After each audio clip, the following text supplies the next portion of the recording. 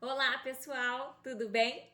Aqui é a Pro Marcela e hoje, na nossa aula de história, nós vamos conversar um pouquinho sobre os períodos históricos.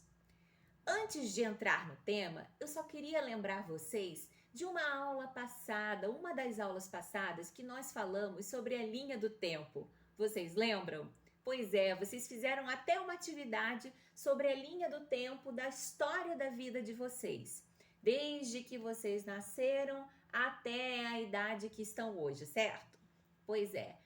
A história, quando a gente fala em estudar história, a gente estuda acontecimentos que ocorrem ao longo do tempo.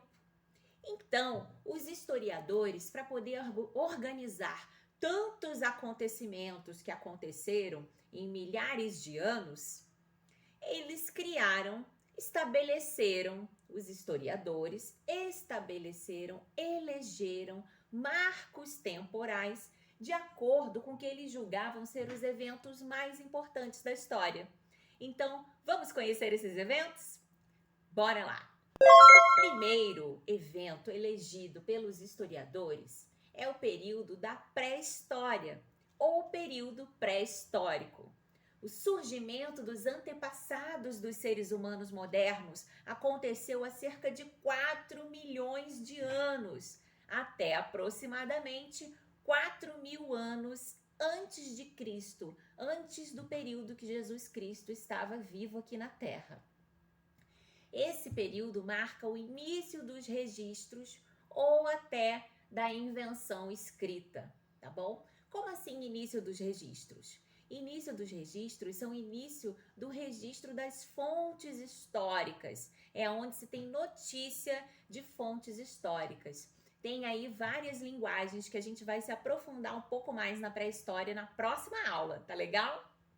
Então, lembra só, pré-históricos, gente, eram aqueles homens das cavernas. Isso mesmo. Eu já passei para vocês também, já recomendei aquele filme dos Croods. Se vocês não viram ainda, vejam, porque é muito legal e dá para aprender bastante sobre como era a vida do homem antigamente. Um outro período importante para a gente conhecer é o período da antiguidade. Ele vai de aproximadamente 4.000 anos antes de Cristo, aonde parou o período da pré-história, e ele segue até o ano de 476 depois de Cristo, época que marcou o enfraquecimento e a queda do Império Romano do Ocidente. Muitos povos se fixaram, desenvolveram a agricultura, o pastoreio, a metalurgia e o comércio. Surgiram grandes civilizações, como a civilização egípcia e a fenícia.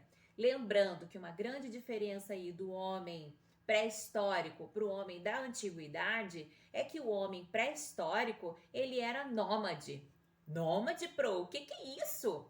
Nômade eram povos que eles mudavam de lugar em lugar de acordo com as necessidades. Eles viviam num determinado local para poder se alimentar, buscar alimento, e quando o alimento e os recursos terminavam naquele lugar, eles iam para um outro lugar para procurar moradia, alimento e tudo mais. Na antiguidade, isso já ficou diferente, porque as civilizações humanas começaram a se fixar, ou seja, morar mais tempo num local, e ali eles começaram a desenvolver a agricultura. O que é agricultura mesmo? É o cultivo da terra, então começaram a plantar e a se alimentar daquilo que eles plantavam. E com o passar do tempo, o homem da antiguidade foi evoluindo e aí veio um outro marco temporal da história chamado Idade Média.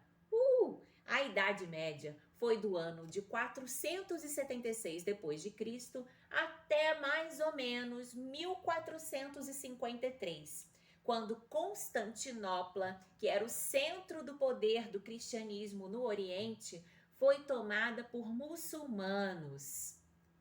Esse período foi um período de grande influência da religião cristã. Na Europa, a economia era baseada também na agricultura, assim como na antiguidade, e no servilismo dos camponeses aos senhores feudais, que eram os donos da terra. Naquela época não existia rei e rainha, tanto assim. Eram grandes donos de terra, grandes proprietários de terra que exploravam pessoas trabalhando para elas. É um momento que se chama feudalismo. Vocês vão se aprofundar nesse estudo quando tiverem lá para o quinto, sexto ano, mas já é bom conhecer um pouquinho agora disso. Depois da Idade Média, o homem evolui até chegar à Idade Moderna. E isso vai de 1453 até 1789, mais ou menos. Eu preciso decorar essas datas? Claro que não, gente. Vocês só precisam conhecer esses acontecimentos, tá certo? Essa Idade Moderna foi marcada pelo ano da Revolução Francesa e do enfraquecimento do regime monárquico da França. O que foi esse regime monárquico? Era aquele governo de reis, rainhas, senhores feudais, né, que recebiam as terras dos reis para poder comandar aquelas terras. Houve uma grande expansão, a Europa cresceu, o continente europeu que vai aparecer aí para vocês, ele aumentou de tamanho para diferentes partes do mundo. Ele expandiu um pouco para a Ásia, um pouco para o continente africano e ele expandiu para a América. Mas como assim? Ele cresceu de tamanho como um pão que a gente põe em fermento e vai no forno?